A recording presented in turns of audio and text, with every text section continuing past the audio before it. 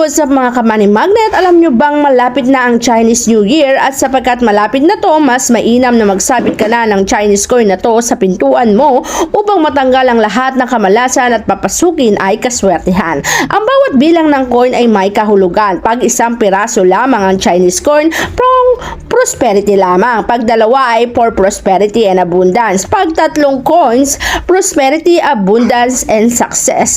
Pag apat na coins ang meron sa iyo, prosperity, abundance, success, love. Samantalang etong Chinese coin na meron tayo na isasabit mo sa pintuan mo ay may 10 coins o Chinese coin na pinagsama-sama, kaya napakalupitan ng swerteng dala. Sapagkat ang ibig sabihin lamang nito, success in all aspect of your life. Ibig sabihin sa lahat ng aspeto ng iyong buhay, ikaw ay magtatapugumpay. Sa negosyo, pag-ibig, career, pera, abundance, and prosperity ay